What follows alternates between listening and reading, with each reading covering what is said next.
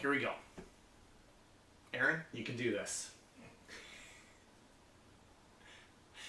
Hello and welcome to Too Fond of Books Husband Edition.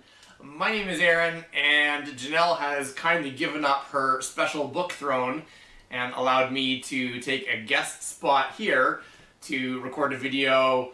Well, I'll talk about that in a minute. So she's actually in the other room and has promised not to laugh too loudly as I fumble my way through this video. So let's see how this goes.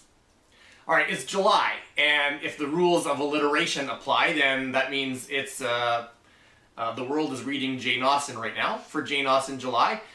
And that includes Jane Austen stories, Jane Austen retellings by other people or homages or whatever, as well as watching some Jane Austen stories put to film. And Janelle has done a few videos, I think, so far. Okay, so in a few days, Janelle is going to share her rankings of Jane Austen screen adaptations, but I thought I would share my estimate of what her rankings might be. And I'm really basing it on a few different factors. I haven't seen all of the screen adaptations that she has seen, but my office is kind of down the hall and around the corner from where she watches her shows, and so I can sometimes guess, based on various factors, how she likes a movie or doesn't like a movie. So I thought before she shares her ranking of Jane Austen screen adaptations, I would share my thoughts and my guess of what her ranking of Jane Austen screen adaptations would be. And I'm going to start at the top. I think most people would do reverse order ranking, but I'm going to start at the very top, and I'm going to say that her number one favorite Jane Austen screen adaptation is Pride and Prejudice, starring Jennifer What's-Her-Face and Colin, I sometimes say Colin Farrell, but I think it's Colin Firth.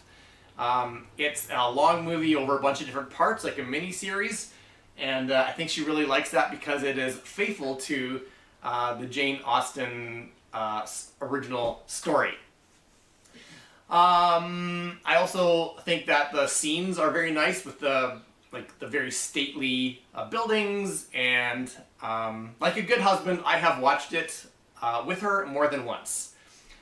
And so maybe somewhere in there, that's a reason why she would rank it so high as well. And also I think she dislikes that Colin Firth goes for a little swim in his pond in Pemberley. Number two on her list, second on her list, would be Sense and Sensibility, starring Emma Thompson, the girl from Titanic, and the villain from Die Hard. And in that movie, of course, the girl from the Titanic, she breaks her ankle, falls in love with this roguish guy in the rain, but then ultimately falls in love with the villain from Die Hard. And also, I love that movie, and I've watched it because I'm a good husband, and I like that movie a lot because it has two old people in it who I think are married, but are actually probably like a mother and a son or something, and I personally think that they should get their own movie solving mysteries around Middle England or whatever. I think that would make, that would be something I would definitely watch, and it would be an homage to Jane Austen, even though it's these, two old people who are really just tiny figures in the movie. I quote that movie all the time, and it's also got the actor who played Dr. House in it too, so there's everything about that movie is very watchable. I really like it a lot.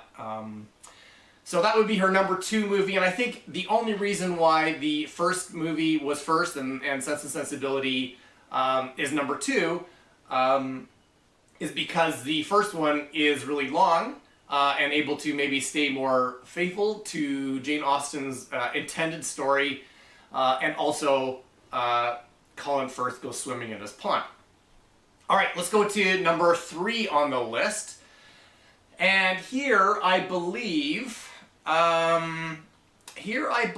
it would probably be Emma, starring Gwyneth Paltrow.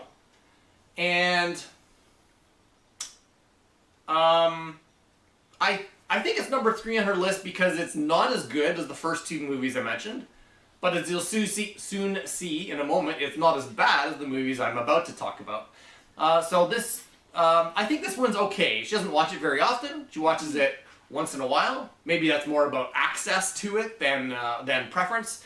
But, yeah, I'm going to put that at a number 3. And I'm only saying that partly because I think she likes the cast in that movie slightly better than her number 4 movie, which I would say is Emma, starring the actress whose name I can't pronounce, but it's like Romula Gore or something like that. She was watching it yesterday. I should have checked the name. I can't remember, but whatever her name is, I think that's the one right after. So I think that's number 4. So all of these 4 movies I think I've got generally correct in the order. And I think she watches them and moderately enjoys them to the degree that they are on her list. Then we start tipping over into the movies that I would say go from like pretty good to great, and now tipping over into like not so great to really, really horrible. So the not so great one, I think there's a movie. Now, I didn't do any research for this. That might shock you based on what you've heard me say so far. I didn't do any research for this other than just my memory of her watching these shows. I think the number 5 movie on her list is about a woman who goes to a big empty mansion and there's leaves on the ground. And I think she's probably like their niece, but has to be their governess or something. I don't even know if that's a Jane Austen movie. I don't know who the actress is. I want to say Anne Hathaway, but I'm probably wrong. But if it's a Jane Austen movie, and if I'm remembering correctly, then I don't think she liked that movie very much. And I seem to recall a couple of sort of like, no, or whatever. So I think that's number 5.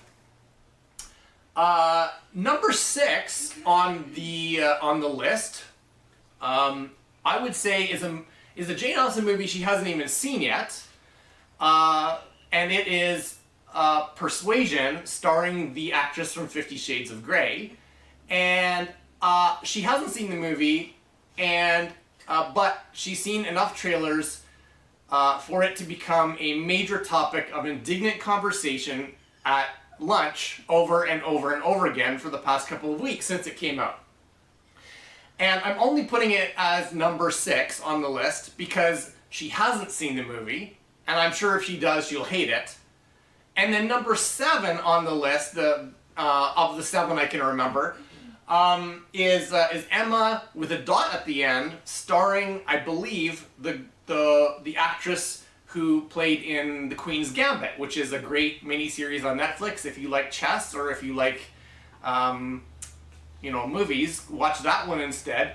But Emma Dot, I know absolutely that this is the worst film of all time, or at least the worst film of Janelle's life, and it's based solely on her indignant gasps and her aghast horror basically at every moment in the movie. So if you were to rank these movies based on exclamations of joy or sorrow, then you've got an exclamation of joy as Colin Farrell or Colin Firth dives into his pond, and then you've got 120 minutes, so say a gasp every 30 seconds. You've got 240 gasps of horror through Emma Dot. And I can tell you that I couldn't hear the movie, but I could hear her gasps over and over again as she watched moment by moment what I can only assume is someone dancing a jig on Jane Austen's grave.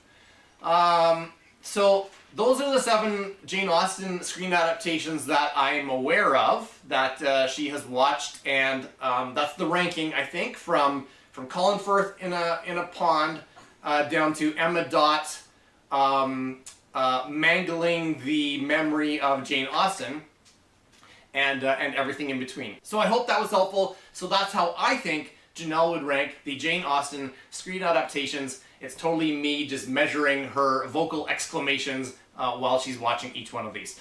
Alright, have a great day. I can't remember what else I'm supposed to say, but like maybe give a thumbs down or a thumbs up. And also perhaps write a comment.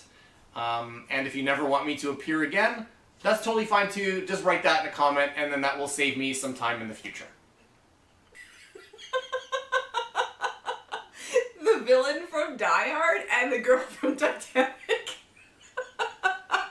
I think that was my favorite part. Okay, so I hope you enjoyed this video. Aaron is awesome, okay? He's just awesome. And I'm gonna make you wait until my own ranking video comes out before you discover if Aaron is right or wrong or partially right or partially wrong. But I think there were many things that he got correct about this video. The one that he was trying to say, I think he ranked it number 4. And he couldn't think of the name of it, but he talked about a girl becoming a governess in this mansion, and it was maybe Anne Hathaway. I'm pretty sure he was talking about Mansfield Park, and I think he was talking about the 1999 one, and it's not Anne Hathaway, it's Frances O'Connor, I think. And that's the one where they have her basically being Jane Austen in the movie, and they also really heavily lean into the slavery aspect of the story. So I'm pretty sure that that's what he was talking about was Mansfield Park. But yeah, I'm still laughing about the villain from Die Hard, girl from Titanic. Oh, he's not wrong though. Mrs. Jennings and oh, what's his name? Mrs. Jennings and her son-in-law would make a fantastic TV show if they were sleuths. I mean, honestly. And Aaron was also not wrong in that we quote from that movie all of the time. Fortescue? Okay, I hope you enjoyed this. This was just a little bit silly, but I hope it was entertaining. And you will see my rankings video coming out very soon. Bye. Alright, I'm done. Was that okay? That was awesome.